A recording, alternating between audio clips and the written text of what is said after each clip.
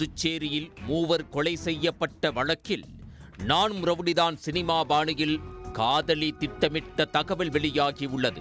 உன்னை நோட்டமிட்டவர்களை விட்டு வைக்காதே என காதலி உத்தரவிட்டதால் மூவரையும் ரவுடி கொலை செய்தது அம்பலமாகியுள்ளது.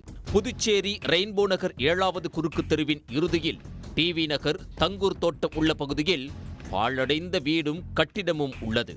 கடந்த வாரம் அங்கு அரிவாளால் வெட்டப்பட்டு பிரபலதாதா தெஸ்தான் மகன் ரஷி, பன்னி தேவா ஆகியோர் கொலை செய்யப்பட்டு கிடந்தனர். அவர்களுக்கு அருகில் உயிருக்கு போராடிய ஆதி என்பவரை போலீசார் மீட்டு அரசு மருத்துவமனைக்கு அனுப்பி வைத்தனர். ஆனால் அவரும் சிகிச்சை பலனின்றி உயிரிழந்தார்.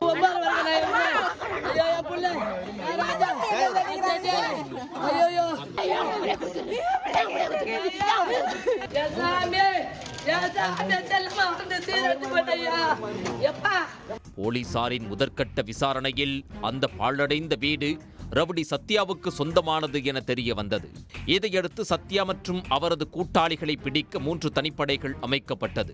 தனிப்படை போலீசார் சத்யா மற்றும் அவரது கூட்டாளிகளை கைது செய்தனர். விசாரணையில் கொலை செய்யப்பட்டவர்களை கத்தி முனையில் கடத்தி சித்திரவதை செய்து கொலை செய்யப்பட்டது தெரிய வந்தது. ரவுடி சத்யாவுக்கு எதிர்கோஷ்டியான அஸ்வின் விக்கி கோஷ்டியில் தெஸ்தான் மகன் ரஷி செயல்பட்டு வந்துள்ளார்.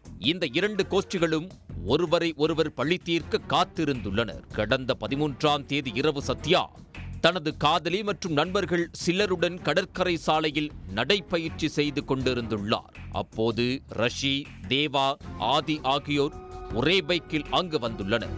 அவர்களை பார்த்த சத்யா பைக்கை நிறுத்தி தன்னை கண்காணிக்கிறீர்களா என கேட்டு தகராறு செய்து கடத்தி கொலை செய்தது தெரிய வந்தது. இந்த வழக்கில் 10 பேர் கைது செய்யப்பட்ட நிலையில் திடீர் திருப்பமாக ரவுடி சத்யாவின் காதலி சுமித்ராவையும் போலீசார் கைது செய்துள்ளனர். மூவரையும் கொலை செய்ததில் அவருக்கு முக்கிய பங்கு உள்ளது தெரிய வந்துள்ளது. 13ஆம் தேதி இரவு கடற்கரையில் காதலி சுமித்ராவுடன் ரவுடி சத்யா காதலர் தினத்தை கொண்டாடி வந்துள்ளார்.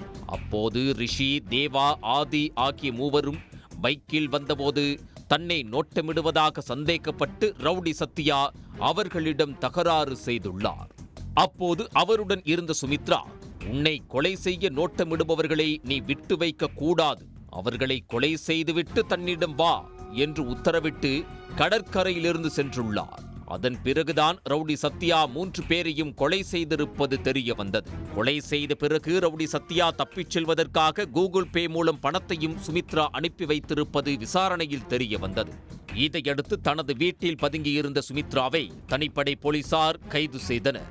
பணம் அனுப்பிய செல்போனையும் பறிமுதல் செய்தனர். புதுச்சேரி மூவர் கொலை வழக்கில் ரவுடி சத்யாவின் காதலியும் கைது செய்யப்பட்ட சம்பவம் பெரும் பரபரப்பை ஏற்படுத்தியுள்ளது.